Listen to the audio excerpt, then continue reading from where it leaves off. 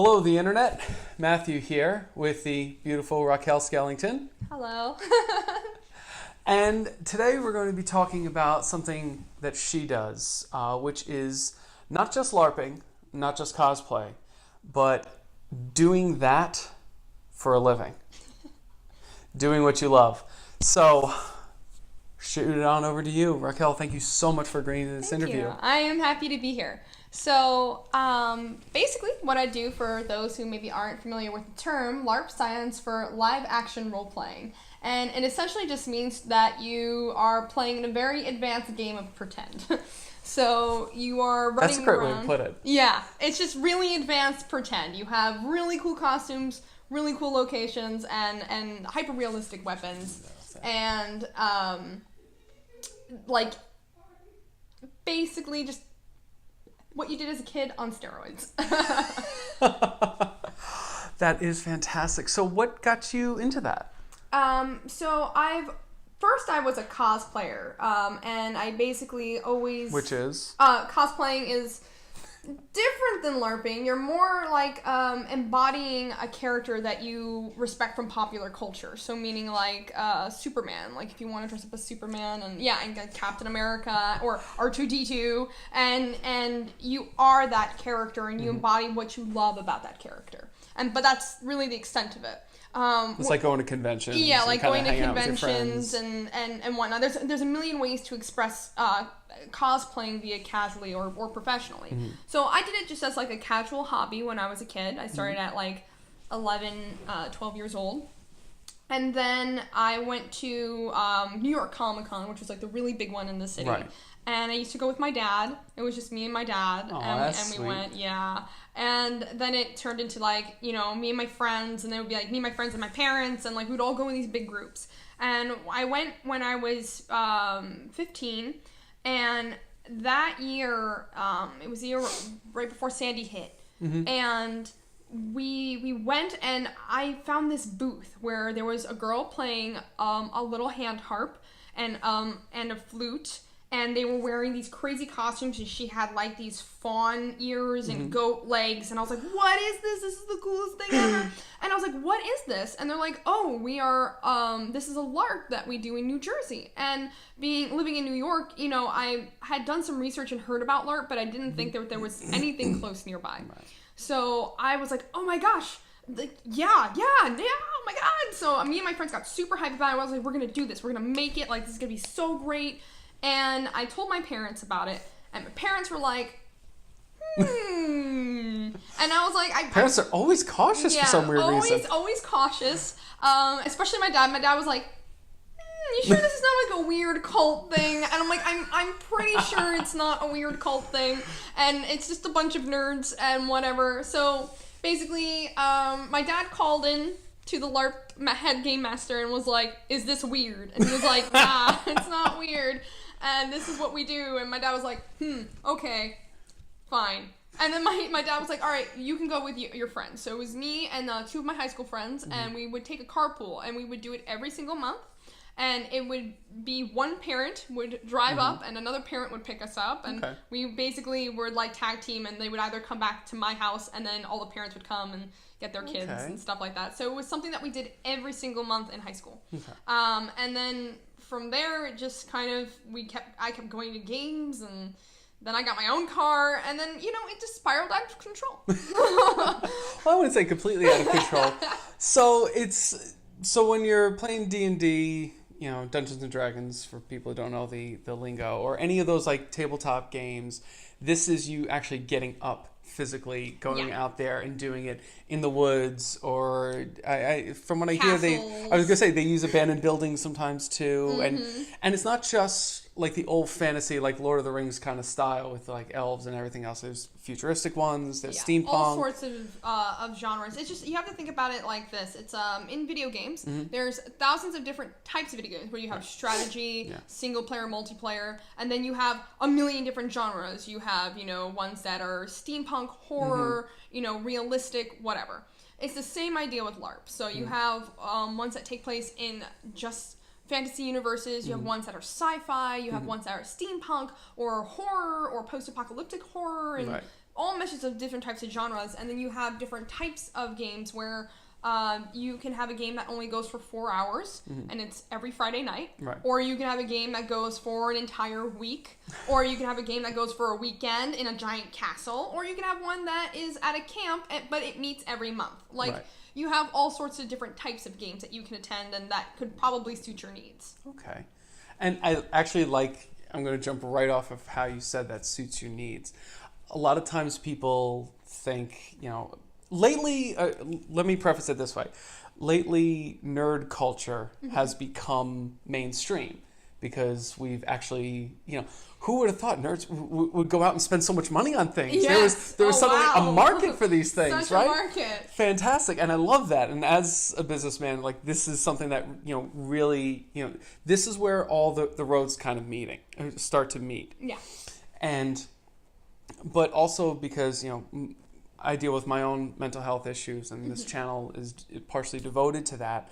When you said it suits everybody's needs, is that what are some of the things, like psychologically, emotionally, that you've seen, some of the positives that have come out of engaging in this whole activity for some of the people that you've encountered? Well, for some people, and myself included, I'm very extroverted, but I know from... Wouldn't have guessed. Yeah, I know, wow. But I had a lot of friends who are very introverted, and LARPing really helped them kind of get it out of their shell, or maybe, be able to handle certain situations, social situations a little bit better for themselves, or decrease their anxiety, or get out of their depression, and it can help, I think, different people in different ways, and that's because it's what you're looking to get out of it. So when I first started LARPing, I was really, really bullied in high school. Me and my friends we were trashed on every day without fail.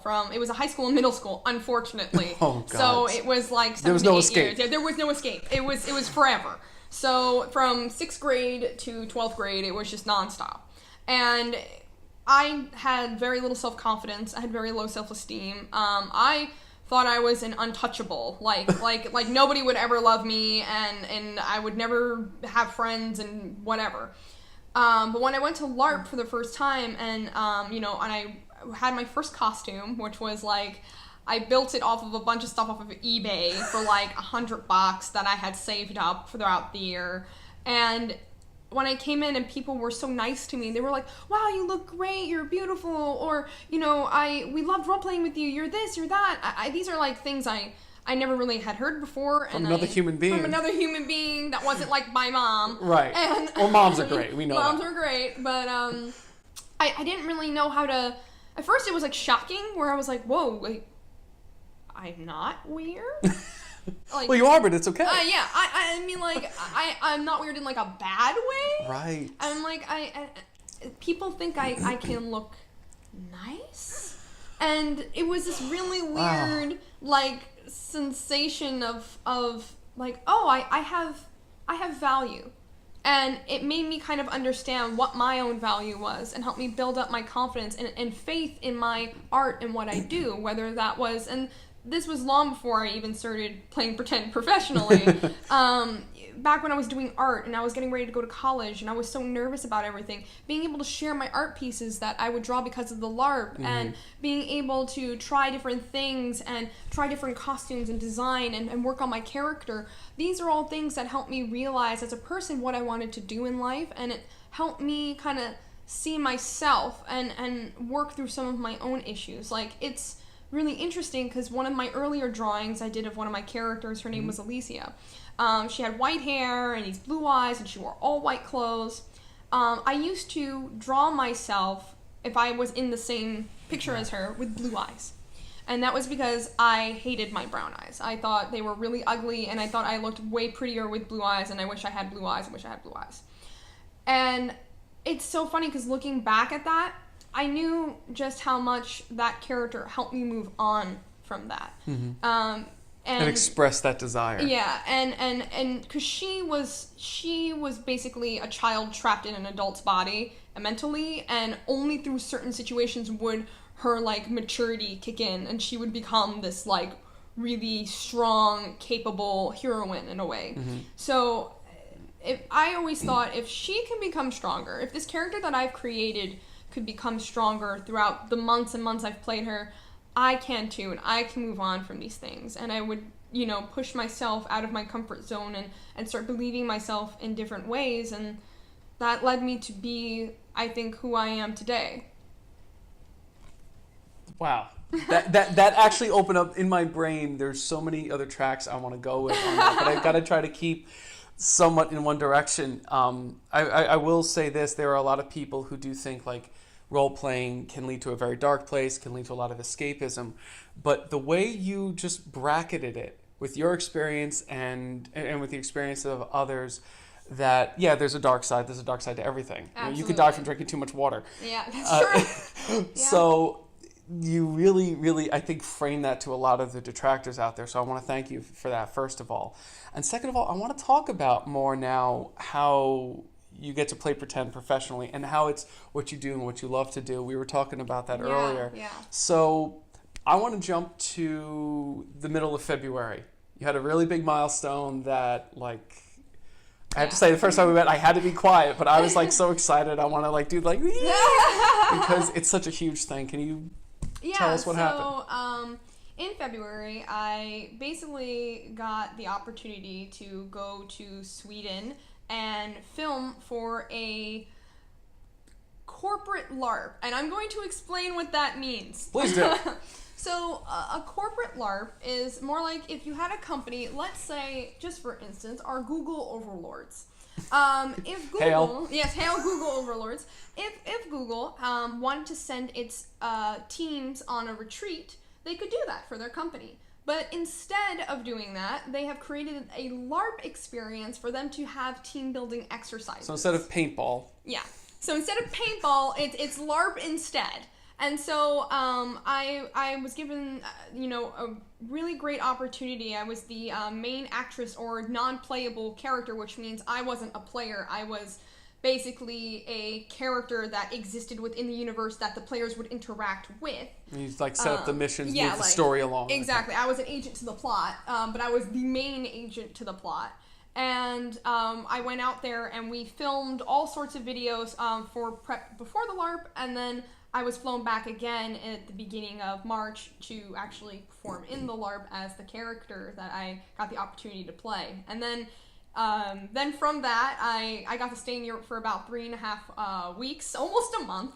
And I went to Denmark and I played a vampire LARP there, which was really fun. And then I got to go to this crazy thing called Festival. There's a video about it on my channel I just recently put up, so if you guys are interested in all the links will be below, of course. Yeah, you can definitely check that out. But and then I also got to go to Epic Armory, and Epic Armory is a really great company that makes LARP weapons. They make clothes for mostly fantasy games, but they also have things like bats and axes and pipes for you to beat people. Because you never know when you're going to need a foam bat. You never know. So, or like a police shield that's all foam. I mean, it's... Wow. Yeah, they have a lot of stuff. And I got the honor of being invited to their headquarters and working with them because I had modeled for them previously. And I got to see all their behind the scenes and all the crazy stuff that we could do, and we did a live stream together, and just, yeah. So February was this like huge domino effect to basically where I am right now. Prior to February, I had a day job, and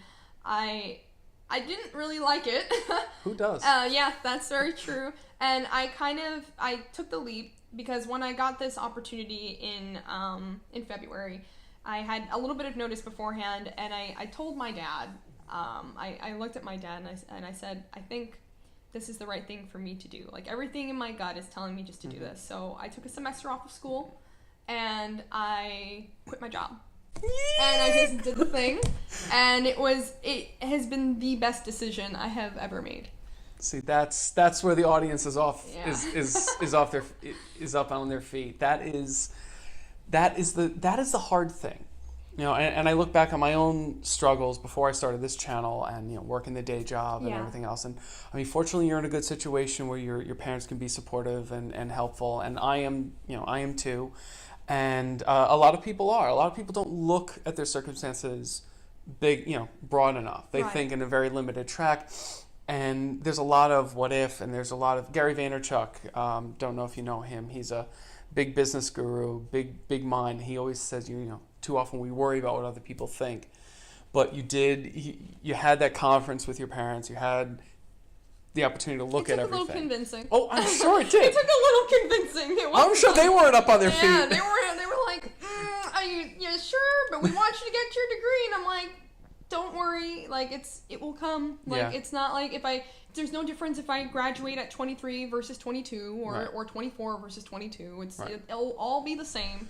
You know, I'm going to school for graphic design, by the way. That's what I do also. So when I'm not LARPing my dreams, I'm doing graphic design for a lot of companies and board game companies doing layouts and whatnot. So that's what fills in the gaps in between that. So it's almost as if you can make money doing the thing you love doing. Yes. You just have to be able to commit to what you want to do and believe in what you want to do and put love into everything that you do. And I always think that will breed success. Love breeds success. All right, I hate to soundbite it, but I think I got the title for this interview right now. But that's entirely true. You know, and you know, for people who would be doing any kind of research on their own online, I mean, one of the things I did was I was watching a lot of TED Talks, and literally on the suggested videos, I'm watching one video and I see a couple of things, and it says how, you know, one speaker says living your passions is the way to success, and then literally the next video under it is don't live your passions if you want to be successful, and like, so you have this go back and forth. Yeah. So I obviously know what camp you'll fall in. Yeah. I definitely believe that, you know, like I didn't seek this out. This was like it was a wild ride to be like where I'm sitting like right now. Like, I never would have thought, if you had told me at 15 years old, this is where I would be, and you're like, yeah, okay, buddy. But it had slowly it just snowballed, and it became this way because I just loved sharing my creations with the world. And my modeling career, completely separate from LARP, started because of LARP. The first photo shoot I ever did was of my character Alicia, the girl with the white hair and the white dress. And the game which came out great, by the way. Oh, thank you. And the game was like, hey, why don't you take photos for our game and we'll put them on the website and things like, are you cool with that? And I'm like, I mean, I've never done it before, but sure. So this, 15, 16-year-old girl is just like... No, don't downplay it.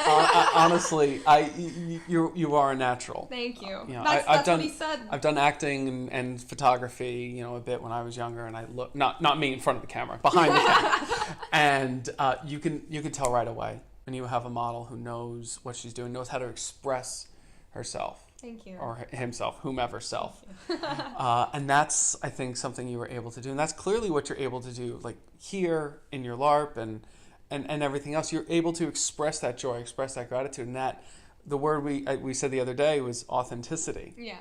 And that really comes through in what you do and how you express it. And I think that's... Thank you. You're welcome. But I think that's the magnet for things. And not to get ahead of... Because I have a new vlog series coming out. Not to get ahead of all the work I put into that. But spoilers.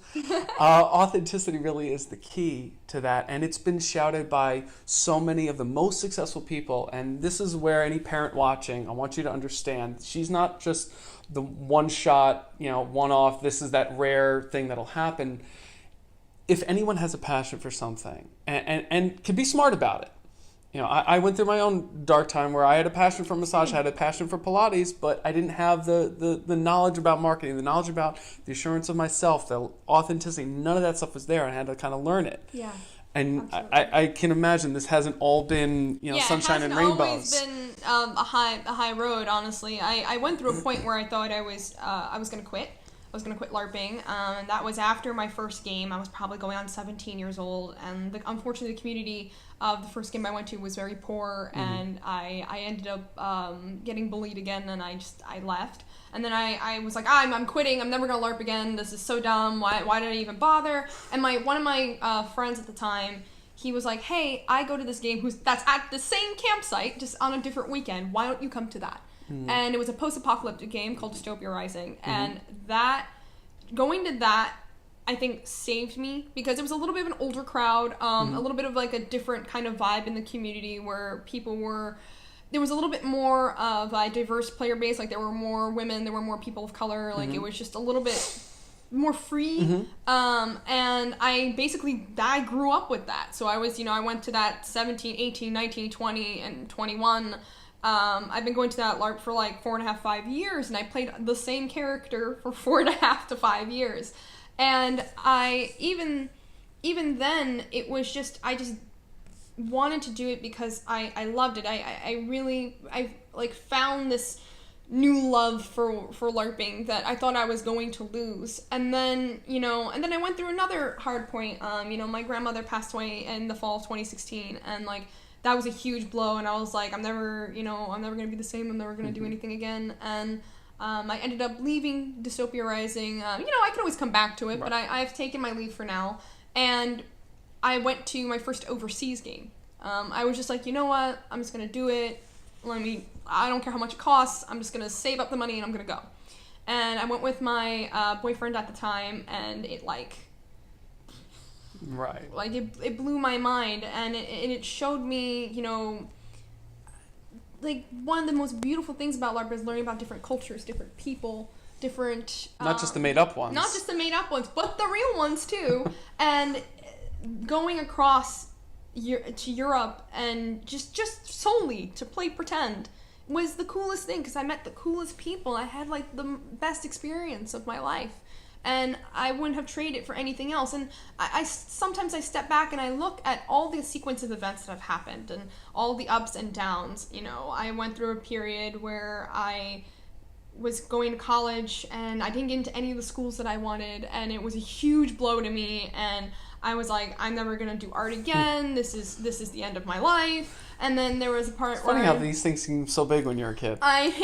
Or then there was like a point where I lost my job, and then I was like, oh my god, what am I gonna do? Like, this was my job, this was my life, and then I cried about it for a minute, and then I was like, okay, let's go to work. Like, let's put on our big girl pants. Let's put on the big girl pants and let's keep going. And from each thing that happened, from each pitfall that happened, I felt like I just kind of honestly gained more momentum, and it gave me more fury just to kind of push forward. Because again, I never went with the idea of I'm going to play pretend professionally. Honestly, it started out as I want to go to school for graphic design, and I want to become a concept artist for Pixar. And then that changed to I want to be a character designer, and then it turned into, well, I really like modeling. Maybe I could do that too. And then it was like, well, I really like modeling, and I like character design.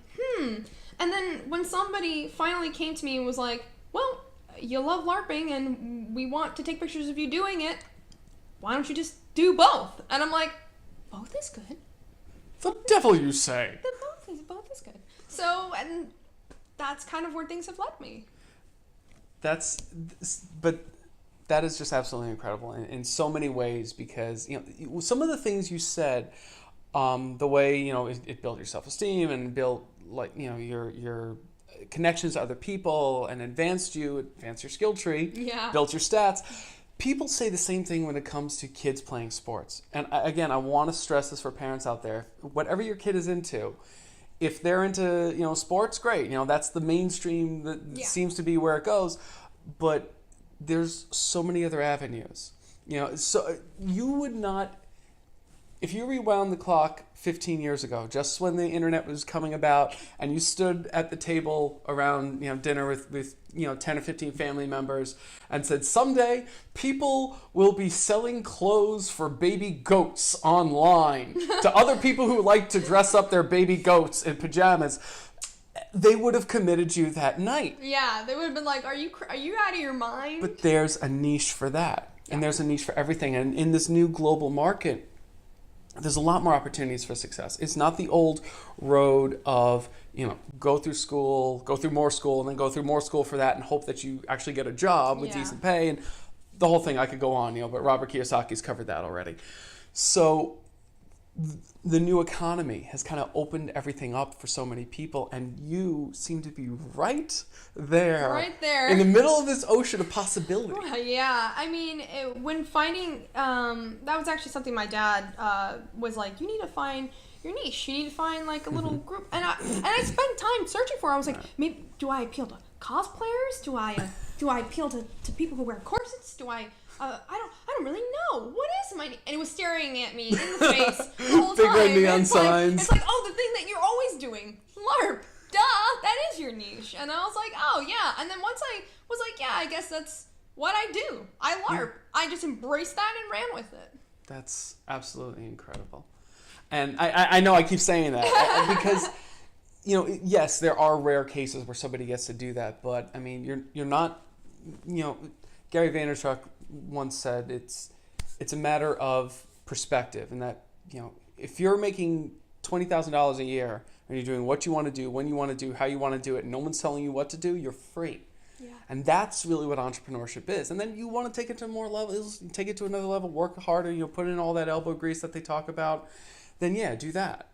But you're actually living, you're in this spot, and just one thing unfolds to the next, to the next, to the next. And it's not that you're just a log drifting in the waters. Yeah. You're picking and choosing your opportunities. You're saying no to these things or to that. You're starting to be able to turn down offers. There's sometimes it's you know, it gets tough where, you know, I'm like, I used to always want to do everything, right? And now I'm doing so many things that sometimes I have to say no, you know, or I can't do that, or, you know, there are some things that I don't really like need to do anymore. In a way, it's kind of like when you're a first startup model and you do all these little, you know, dinky jobs. You're doing tube sock ads, you know, whatever you have to do. You're doing all these little things, and then one day you're like, you hit the net, you level up, and then you're like, oh, I don't really need to do these little things anymore, or you know, overwork in this way. I can give myself a little bit more wiggle room. I can give myself a little bit more time. And I mean, that's been a really long time coming. I mean, it took like 5 years I've been LARPing for 7.5, but like I've been in the scene really for about 5. And what people are seeing right now is the accumulation of 5 years of work, of tears, of overtime, of pulling my hair out, of designing, of stressing out, of screaming into the void, you know? And now it's... We love the void here on this channel. Yeah. But like, now I'm finally being able to be like, okay, it was worth it. I'm like giddy trying not to squeal right now because as I came through my own dark period, I started listening to more and more successful people, trying to model, pick and choose where they, you know, or pick out the similarities to what all these different people have said who've been successful. And, you know, I noticed all these running themes. Like I look for patterns, I find patterns. I'm really, really good at that. But the 5 to 7 year thing is what all of them keep saying.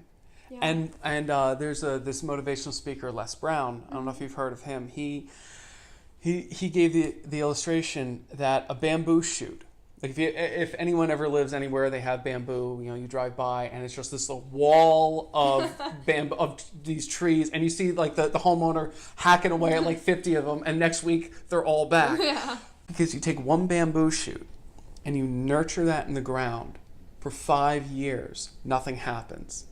The ground is just flat. It's underneath. The root is underneath. And all of a sudden, it shoots up something like 6 feet in a month. Wow. And then it just multiplies itself so fast, so rapid, you can't get rid of it. It becomes a weed. It just explodes. It just explodes. And the fact of the matter is, you just said 5 years. Yeah. And people don't even realize it. It goes and it just disappears, and you're in it, and you just live through the whole experience. But you have to go through all of that. Yeah, you have to go through all that. And sometimes, you know, some things feel like they were a million years ago now. Some things feel like... Because there's so much in between. Oh, yeah, there's so much. They were in between, and, like, there are things that I was like, people will bring up to me, I'm like, oh, that was last year? I could have sworn that was, like, 4 years ago. Are you sure? And they're like, yeah. And I was like, oh.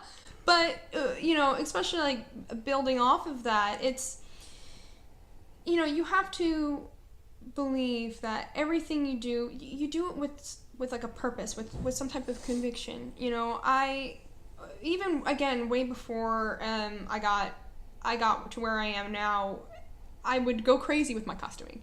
And like when I was 18, 19 years old, I was very lucky to have a pretty decent job. I worked for Microsoft in their retail chains. Nice. And for an 18-year-old with, you know, no homeowners bills. It was pretty great. Right. And I dumped so much money into my costumes to the point where my parents would be like, you just spent how much on fairy wings? And I'm like, they're like, you spent what? And I wanted to get a mermaid tail. I really wanted a mermaid tail. And my parents were like, you're not spending over $1,000 on a mermaid tail. That's insane. I was like, trust me, like I think it's right for me to get this. You were just following something pulling you that way. Yeah, like I've always wanted one. I thought it was really cool. I had the means to do it at the time, and I was like, yeah. And I was going to this big event in the summer, and I was like, you know what?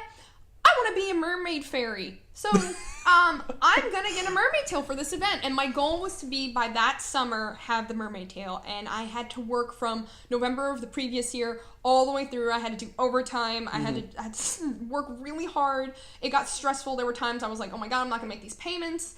I did. I got it, and that tail has now paid for itself 3 times over. And to the point where my parents were like, huh, okay, all right. And like now they don't question anything. Now I'm like, yeah, I just spent, a lot of money on these dragon wings. They're like, no, it's cool. We understand. Yeah. We get it. It's good. Yeah. We know it's gonna have its use, and it's true. Like even things that I have gotten, like my fairy wings, you reuse them. You get other use out of them. I don't just use costumes for one character. She doesn't have a storage unit filled with stuff that's never been worn again. Yeah, no. I do have a LARP closet though. Of course. But my rule is that if I wear a costume for like a character, I have to wait for it till it like fades from public memory, right? And then I'll wear it again. No, for something else. That makes sense. That makes total sense. Yeah. Especially because I'm sure you're doing things that are so memorable that it's going to stand out in people's minds, and you're going to get involved. But I mean, think about these people who went to that corporate event. Yeah, that's a hell of a lot better than paintball. Nobody was sore. Yeah, it was that event was really cool too, and it had we had a whole team and costumes and everything that went into that, and to think a company sat down for a minute and was like, no, this is better than... Let's do something unique. Yeah, let's do something different. Let's give them an experience rather than just send them off to do some joyride thing. Right. I thought that was really cool and honestly really progressive of the company. I can't say any names, obviously, right. But non-disclosures and all that other stuff. But that, I just want to bring it back around. So you followed your passion into something. You lived it authentically. You went through the toil and hardship, through the Campbellian hero's journey. Yeah. You spent that 5 years that literally every successful person says you've got to at least expect nothing to happen for 5 years at least before you start seeing the fruits of your labor. But you're at that point. You're seeing the fruits of your labor. You're seeing everything start to flourish, and you're connecting with people in a way that people haven't been connected with before in many ways. For it. Like I'm gratitude. Let's add that into the mix. And I'm thankful for the opportunities that I have. I mean, there's 7 billion people in this world, and I have the privilege of being able to say that I play pretend for my living, and I have the ability to touch people's lives in a different way, and in a different fantastical, imaginary, yet real way. And that is truly something to behold and something I'm honored to be able to do. And working with all these companies that bring magic into people's lives, and literally some of these games change people's lives forever. To be able to be a part of that or even be a face in that is just, it's incredible. And I'm truly thankful for the opportunity for that. I'm truly thankful for this interview. This has been fantastic. Thank you so very much. Of course. All her links, her Twitter, Instagram, and everything else is all going to be in the description below. So I'm making it mandatory to subscribe and follow her. And honestly, you're not going to be disappointed. I'm also meme trash, though, just to warn you. We're not even going to touch. We're going to save that. We're going to save that. And the tattoos that followed for another time. Yeah. And everyone's just going like, what? It's like, yes, you're going to have to stay tuned to this channel, because Monster Health and Fitness will definitely be doing another interview. I'm putting you on the spot. I'm saying you're going to do it. Okay, I'm down. All right, she's down.